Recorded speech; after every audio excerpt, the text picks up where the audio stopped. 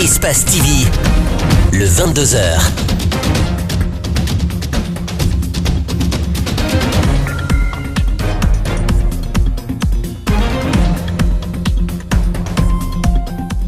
C'est un plaisir de vous savoir avec nous. Pour vous informer, bonsoir et bienvenue aux 22h. Voici le sommaire. Contrat entre l'État guinéen et une société turque concernant une partie du port autonome de Conakry. Le débat enfle la cité. Le haut représentant du président de la République estime que le gouvernement a tordu le cou à la loi.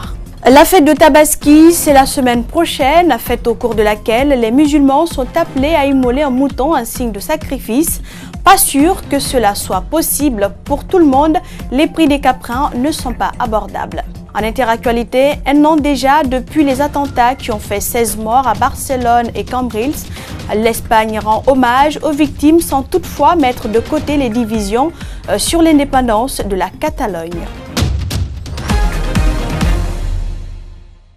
Bonsoir. Les travailleurs de la Société nationale des chemins de fer de Guinée étaient encore une fois mobilisés ce vendredi à la gare de Simbaya. Ils protestent toujours contre le non-respect du protocole d'accord de signature de contrat avec la société étatique SNCFG. Depuis 8 ans, selon les cheminots, ils ne sont pas dans une situation régulière de travail. Makiso et Ibrahima Sori Kamara nous signent le reportage. Suivez. Ils sont déterminés à aller jusqu'au bout pour obtenir satisfaction sur tous les points mentionnés dans le protocole d'accord signé avec l'employeur qui est la SNCFG. La conformité, ça c'est les textes entre le contrat standard et le contrat qu'ils veulent nous donner. Ça aussi, il n'y a pas de problème. Mais le contenu, l'article 5, on lui a plaidé, demandé une doléance au nom de tous les travailleurs de revoir ça pour nous. Quand même, nos primes-là ne peuvent pas être considérées comme notre salaire. La sortie médiatique du ministre des Transports indique aux travailleurs qu'il n'a pas eu toutes les informations sur leur situation, déplore ce travailleur. Le point saillant ici, monsieur le ministre, c'est pendant 9 ans, les travailleurs de Conakry Express, sous la pluie et sous le soleil, nous sommes là en train de se tuer, nous sommes là en train de rendre beaucoup plus de services à la population, à la nation guinéenne. Nous nous rendons à l'inspection générale du travail qui officiellement n'est pas saisie du dossier. Mais à titre préventif, on nous explique ce pourquoi le protocole d'accord n'est toujours pas mis en application. Comme la partie prime de logement n'était pas renseignée, de renseigner, c'est-à-dire de mettre un montant pour la prime de logement. Donc je leur ai dit que ça sortait un peu du cadre de notre convention, mais n'empêche qu'on remonte l'information au niveau de leur autorité de tutelle. Donc ils ont subordonné la signature de leur contrat à la satisfaction de ces demandes qui viennent en ajout. La direction de la Société nationale des chemins de fer de Guinée n'a pas souhaité réagir sur ce sujet. La convention de la concession du port de Conakry à une société turque continue de faire couler d'encre et de salive dans la cité. Cette fois, c'est le ministre des Transports qui en parle. Aboubacar Silla a animé une conférence de presse ce jeudi pour éclairer la lanterne des uns et des autres sur le contenu de ce contrat. Selon le porte-parole du gouvernement, ce dossier est avantageux pour le pays, sinon il ne sortirait jamais le défendre. Fatou Kébé, Yacouba Traoré. D'entrée, le ministre des Transports a d'abord tenu à lever l'équivoque sur cette convention. Le port autonome de Conakry n'est pas vendu aux Turcs, dit-il. Plus loin dans ses propos, il signale que le volume de cette convention, avec 178 pages, explique son importance, mais aussi sa qualité. Étendu sur une période de 25 ans, ce contrat devrait permettre au port d'être plus compétitif grâce à sa rénovation et à l'amélioration de ses activités. Ce port conventionnel, il existe depuis de longues années, depuis les années 80. Donc ces installations sont aujourd'hui saturées, elles sont vieillissantes. Ces raisons qui nécessitent effectivement que notre port soit un port compétitif. Cette convention mérite plus d'être défendue que contestée, d'après Aboubacar Silla. Contraire à ce que pensent certains Guinéens, pour lui, plus les activités portuaires augmentent, plus l'offre d'emploi grimpe et plus les traitements sont meilleurs. Donc, contrairement à ce qu'on a entendu aussi, il n'est nulle part question de réduire des effectifs quelconques, que ce soit pour les dockers ou les travailleurs du port autonome. Au contraire, l'augmentation des activités va amener à des créations d'emplois nouveaux, à des recrutements nouveaux. Donc, c'est exactement l'inverse qui va se passer. En faisant une petite comparaison, le ministre des Transports pense que le port de Conakry est loin de compétir avec ceux des pays voisins. La nécessité d'accueillir cette convention à bras ouverts. Le port de Conakry a un volume d'activité à peu près d'environ 9 millions de tonnes. Vous savez que le port de Dakar, il a combien de millions de tonnes de marchandises traitées par an? 16 millions de tonnes. Les 500 millions de dollars que la société turque Al-Barak doit investir pour l'extension et la modernisation du port autonome de Conakry, aux yeux du ministre des Transports, peuvent être utilisés à d'autres fins s'ils devaient sortir des caisses de l'État. Nous restons toujours dans le même cadre depuis l'annonce de la signature d'un contrat entre l'État guinéen et une société turque concernant une partie du port autonome de Conakry. Le débat enfle la cité. Même le haut représentant du président de la République a dénoncé le contrat, estimant que le gouvernement a tordu le cou à la loi. Les propos du leader de l'UFR sont commentés par un député de son parti.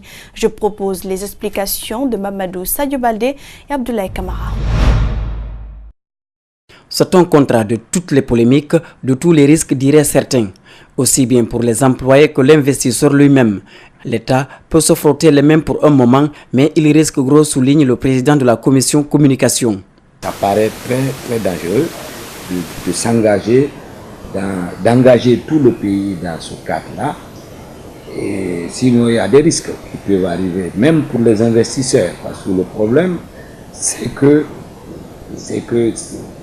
si un autre président arrive, il peut remettre en cause dans ce cas-là. C'est le cas de Zetma et Bolloré, vous avez vu. Comme ce n'est pas passé à l'Assemblée n'est pas concernée. L'investisseur peut certes par des combines s'offrir un contrat, mais la meilleure voie consiste à respecter les procédures légales au risque de se retrouver dans un océan de regrets. Et si ça arrive un jour, l'investisseur qui a déjà engagé un montant important ou de l'argent pour investir à ce niveau-là peut perdre le contrat parce que ça n'engage pas le pays. Ce qui engage le pays, c'est ce qui passe par l'Assemblée nationale. Si ça ne passe pas par l'Assemblée nationale, ça n'engage pas le pays. Ça engage certainement l'exécutif pour le temps que l'exécutif existe à ce niveau-là, mais ça n'engage pas le pays.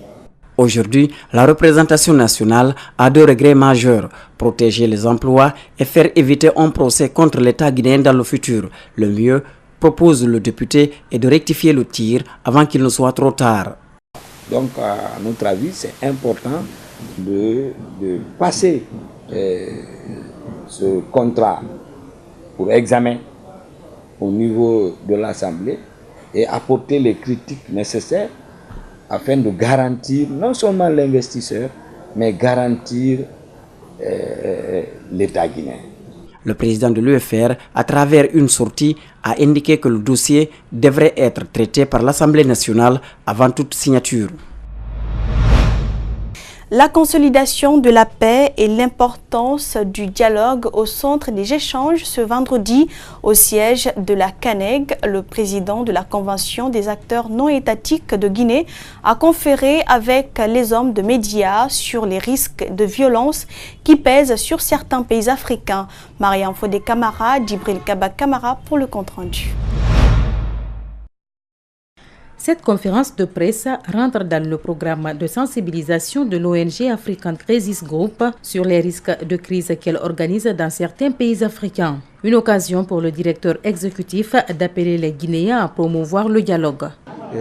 Dans le contexte guinéen, nous avons estimé qu'après une série de crises signalées et de crises latentes en perspective, il était important d'organiser un cadre d'échange pour appeler les Guinéens et Guinéennes à se munir d'un esprit de dialogue et accepter cet esprit de dialogue. Le contexte guinéen reste marqué par une série de grèves déclenchées par les syndicats suite à l'augmentation du prix du carburant. La présidente de la Mano Riva Union explique cela par le manque de dialogue. Je crois que ce débat participe au maintien de cette paix.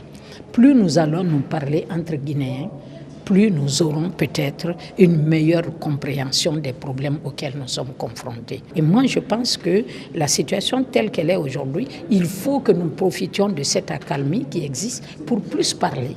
Sur le silence du président de la République sur un éventuel troisième mandat, le directeur exécutif d'African Crisis Group pense que le président doit se prononcer pour lever le doute. Se prononcer procédera à une clarification et permettra, pas lui, mais permettra aux Guinéens de jauger notre capacité de stabilité, de savoir que un président qui a accompli sa mission, qui a accompli son devoir, restera membre actif de la gestion de la vie de notre pays, même s'il n'est pas le président de la République. Je vous l'annonçais, la Tabaski, c'est la semaine prochaine, la fête pour laquelle les fidèles musulmans sont appelés à immoler un mouton, un signe de sacrifice. Pas sûr que cela soit possible pour tout le monde. Les prix ne sont pas abordables. Notre équipe de reportage s'est rendue au marché de bétail de Yimbaya. Acheteurs et vendeurs évoquent leurs difficultés. Elisabeth Bongono, Ibrahim Souri Seng Souma et Mamadou Saliouba. Mamadou Boy est un vendeur de moutons à la base militaire. Selon lui, l'augmentation du prix du bétail est due aux raisons qui sont l'état des routes, la variation du CFA, la hausse du prix du carburant et les difficultés rencontrées dans le transport.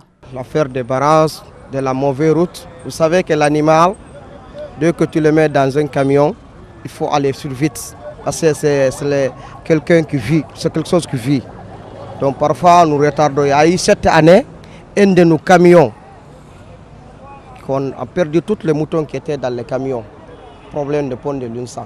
Le prix de moutons qu'on a augmenté cette fois-ci là, par rapport à nous, c'est nous qu'on va à Brousse pour avoir le camion, c'est pas difficile vers nous.